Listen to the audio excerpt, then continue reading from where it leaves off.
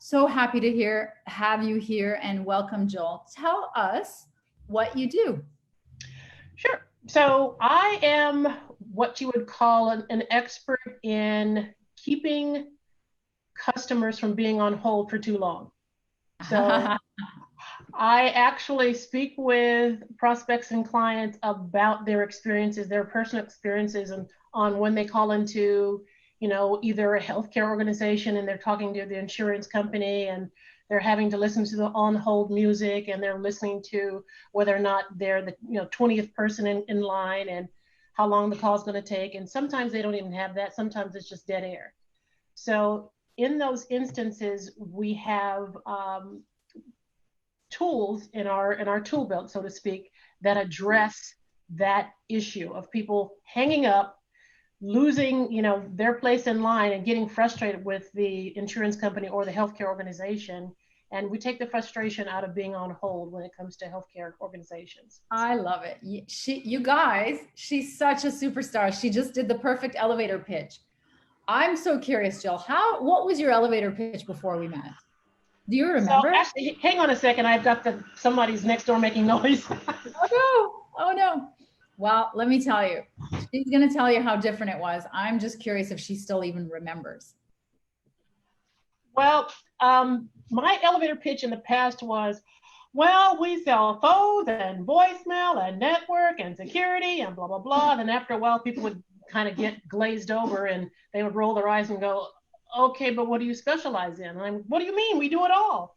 That wasn't very successful. So we were at our wits' end. So when we attended the conference in Florida, we thought, let's see if there's somebody out there that has this, silver bullet or the secret sauce of how we change how we do business, or how we change how we do this pitch, or even what we do in our business in general, because you can't be a specialty organization and sell everything from soup to nuts. Mm-hmm. So when we attended the workshop, I was absolutely floored. And I thought, oh my God, I get it. I get it. Now, how do I do it? So I was literally, I think I attended the workshop myself and my business partner was there. And I basically kind of did the elevator pitch to him and said, oh my God, listen, we got to do this. We got to do this. Let's take advantage of this, because right now we're just flailing. And, and our sales reflected it. They were pretty anemic. So it was so dire that we were at the point of, okay, if we don't do something in the next 60 days, we will not be in business. Right. And you were already kind of like over the several million mark, right?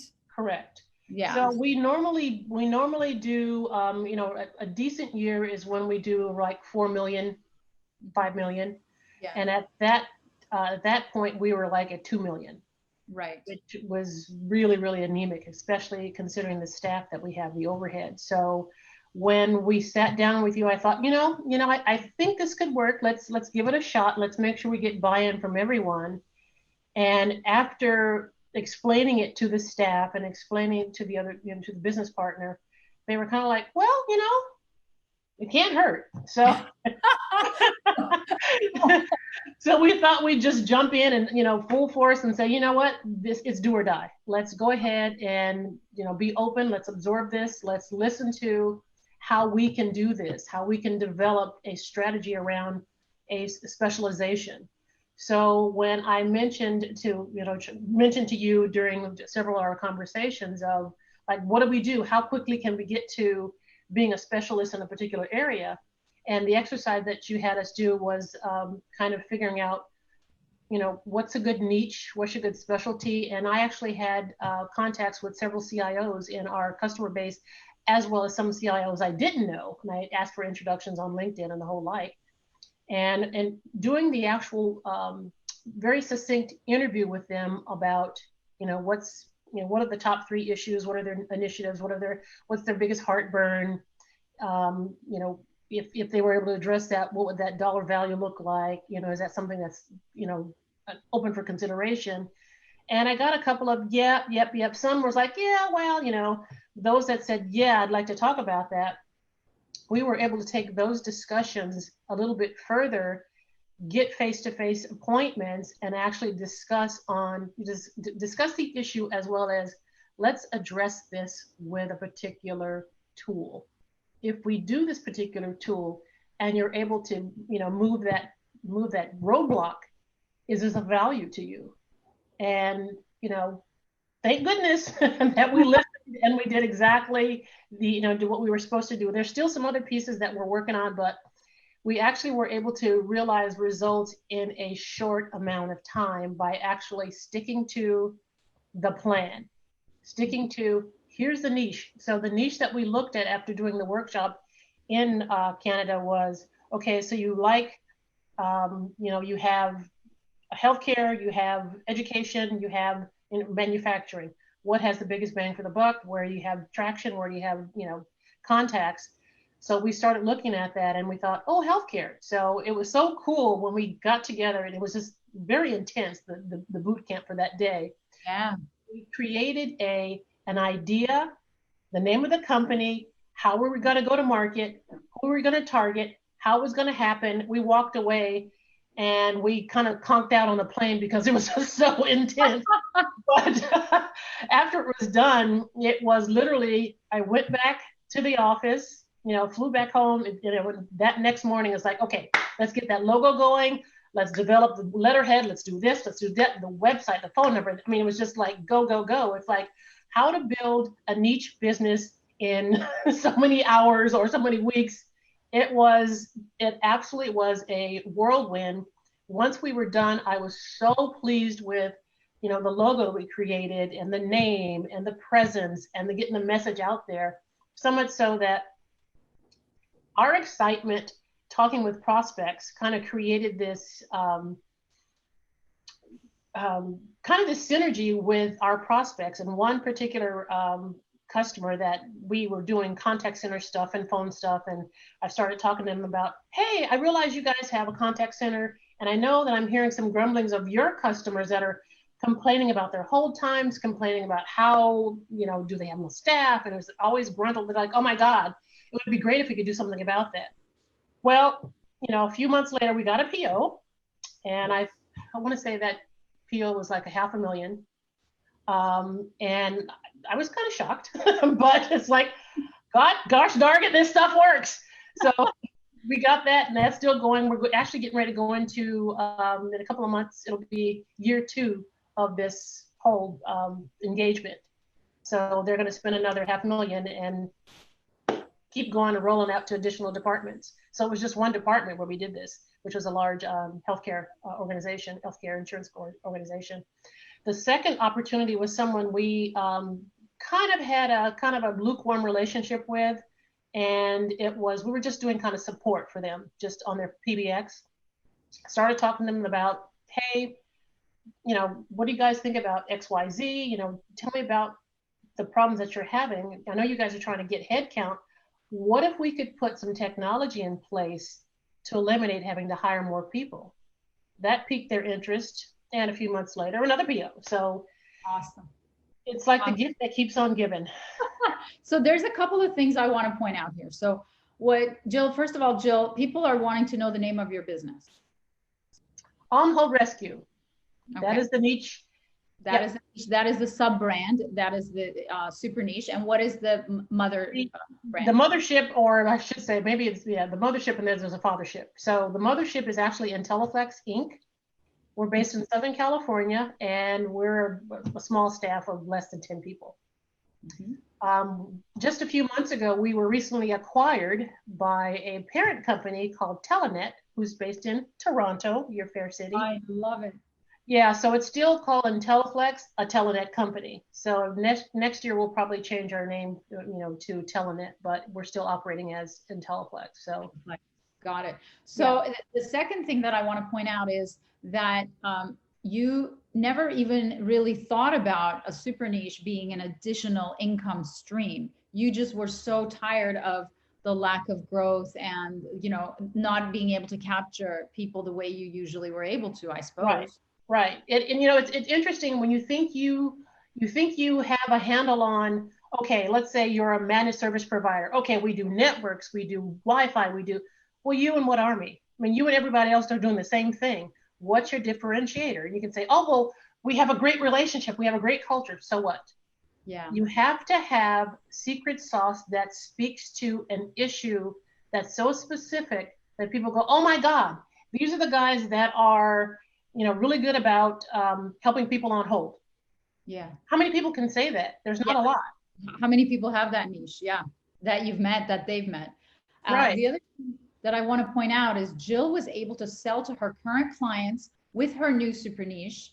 And she was able to use that as a hook and then cross sell other services. Did you guys get that? And that's going to be a potential of $1 million. Yeah, the one thing that I think is absolutely that everybody needs to take away from this is having a niche is your secret sauce. You do it better. You know it better than anyone else. You focus on it because of a story. There has to be a story behind that. Like we chose the on hold rescue because we saw what was happening in the marketplace, especially with healthcare, and and actually experiencing it personally. With my mother, I experienced it, and it was horrific. And I thought, what a perfect thing to do to address this market because no one's doing it. Yeah. And to actually be able to say, you know what, I've got this great relationship. I solved a problem for this customer. I'm going to have additional discussions about other things I see that are lacking in their environment. That's and it awesome. makes it absolutely easy because now you're the trusted advisor.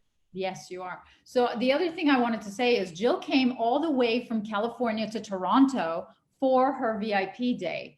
And the VIP day she's talking about is the strategy day, which is the accelerator program. And, like we did so much in that training or in that day that, literally everybody was like just drained. But yet what Jill did was able to implement it really quickly. That's Jill's thing. She's a really quick implementer. I am too. In any program that I'm in, I'm a quick implementer. So, but she got results.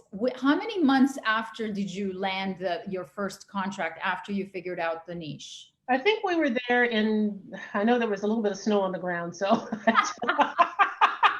so we actually signed the $500,000 deal. That was I think that was in December. Okay. So we were there was it October? Yes. Yeah. It was October. It was October. Yeah. So that was December. Yeah. So October, November, December, you guys 2 months. And we actually talked about that before. You're right. It's 2 months. So she came all the way from California for not even 24 hours. That wasn't even 24 hours. Yeah. And she went right back, I don't know, and then all the time, and she implemented it right away. Talk to me about that research phase. What did you think about that niche research? It's sometimes people are intimidated about having conversations with CXOs because it's like, oh my God, they're the top of their field, and I'm intimidated. I want to ask them. If you come to them with, hey, listen, I really want to interview you because you are at the top of your field. It's like wink, wink. I just gave them a nice little compliment. They are more open to having a conversation because you're not selling. That's the last thing they want to hear is somebody selling to them. Hey, I'm doing this project for a particular purpose. I really want to pick your brain because I know you've been doing this a while. I want to pick your brain on something that we're taking a look at in our business that's going to help us going forward. They'll fall all over themselves to help you. Like, oh, and of course people love to talk about themselves, but going through that exercise of tell me what's important, tell me what value it is, that's money right there. Yeah. Someone says, hey, yeah, we're having, security issues and we've already put aside, $1 million in our budget. That's like, thank you. You just qualified yourself for me. That's right. But also I can go to that next person and say, hey, I spoke with XYZ CIO at, XYZ company. And I reached out to him because I'm reaching out to people like yourselves, your peers, to find out some information because we're tweaking our business and we really want to learn from the experts. They will just volunteer information. It's wonderful. It's all designed to be that way, and you did it exactly the way it was designed. So the two things that I wanted before I ask another question from Jill, what I would like to do is, if Jill's okay with it, and if any of you on either Zoom or Facebook have any questions for Jill, please type it in while we have our next few minutes of discussion, and then we'll say thank you to her. But I wanted to just point out that what Jill went through, so the research, the whole research that she did around the niche research is you guys did on night 2, but you did a tiny, tiny, tiny part of it. What Jill did was the one that is featured in the Nail Your Niche program, which is the 7-module program, which is part of the whole package that you will be buying if you go into the B2B magnetic marketer, which the card opened yesterday. And so you're able to register. The other part is that VIP day that we're talking about that she came in for. Now it's virtual because our borders are closed. Right. And it is worth $5,000 on its own. And it is the bonus if you pay in full until midnight tonight. Okay. So those are, and like that is, if you pay in full, there's a 10% discount, plus you get that VIP day alone. And just that alone by itself will accelerate your business, which is what Jill is saying. She came back, she did it all, and then she had it all, had her $500,000 in 2 months. Okay, so what advice do you have to give to people who are undecided about whether they should invest in this program? Well, it depends on how hungry you are.